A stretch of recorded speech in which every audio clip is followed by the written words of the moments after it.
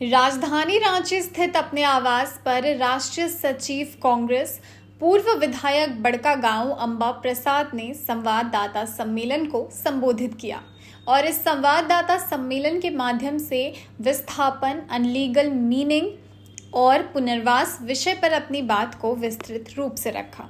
पूर्व विधायक बड़कागांव ने विस्थापन विषय पर कहा कि झारखंड जल जंगल जमीन से परिपूर्ण है।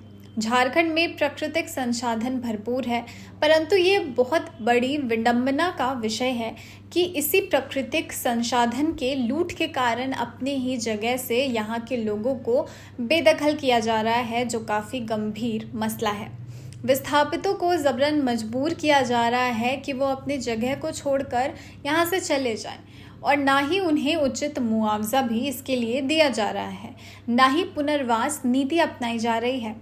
साथ ही कॉरपोरेट माफिया हावी हो रहे हैं और कुछ भ्रष्ट पत्ता अधिकारी इनके साथ गठजोड़ में शामिल हो गए हैं, जिससे विस्थापितों के साथ और भी ज़्यादा अन्याय हो रहा है और विस्थापितों की स्थिति बद से बदतर होती जा रही है। साथ ही उन्होंने कहा कि पुनर्वास नीति की अनदेखी हो रही है।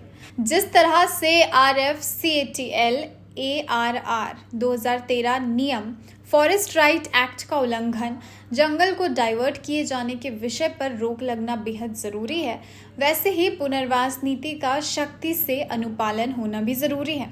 इन विषयों के संबंधी पदाधिकारी धरातल पर इन विषयों का अनुपालन करें। कॉन्फ्रेंस है एक बहुत संवेदनशील और बहुत ही गंभीर मुद्दे पे है, जो कि विस्थापन है।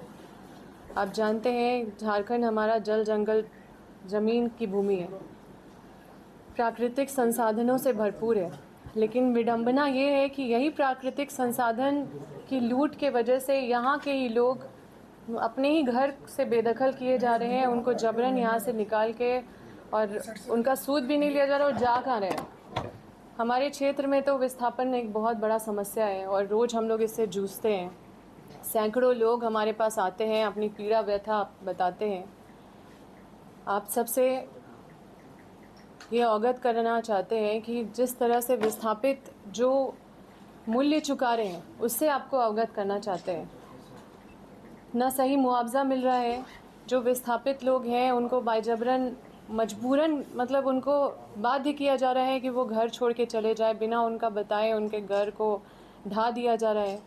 ना ही कोई नियम मतलब सही नियम से कोई पुनर्वास किया जा रहा है, ना पुनर्वास नीति अपनाई जा रही है। हर चीज़ को सब चीज़ को दरकिनार करके, नज़रअंदाज करके जो कॉरपोरेट माफिया है वो हावी हो गए हैं। कुछ भ्रष्ट पदाधिकारी हैं, वो उनके साथ गठजोड़ में शामिल है, जिसके वजह से लोगों के साथ और भी ज़्यादा अन्याय हो रहा है और इससे जो विस्थापित हैं उनका जीवन शैली बद से बदतर हो जा रहा है। विकास के नाम पे या माइनिंग के नाम पे, औद्योगिकरण के नाम पे जो विस्थापित जो लोगों को किया जा रहा है, आप देखिएगा ना उनका शिक्षा, उनका ना स्वास्थ्य का ख्याल किया जा रहा है, ना उनको मुआवजा दिया जा रहा है, ना उनको ज़मीन के बदले कोई वैकल्पिक सुविधा दिया जा रहा है, ना उनको पुनर्वास अच्छे से किया जा रहा है। ये पुनर्वास नीति को पूरी तरह से मतलब अनदेखी की जा रही है। नियम को ताक पे रख के सारा काम किया जा रहा है।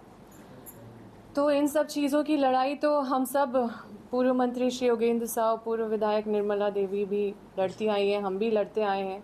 इसका बहुत हम लोग इसका कीमत भी चुकाए हैं और इसका कीमत चुकाने के लिए तैयार भी हैं। आप लोगों से कुछ भी छुपा हुआ नहीं है। लेकिन जिस तरह से RFCATL ARR 2013 की बात हो, फॉरेस्ट राइट एक्ट की बात हो और जो जंगल को जो डाइवर्ट कर दिया जाता है, उस पर रोक लगना बहुत ज़रूरी है और इसकी लड़ाई हम लड़ रहे हैं।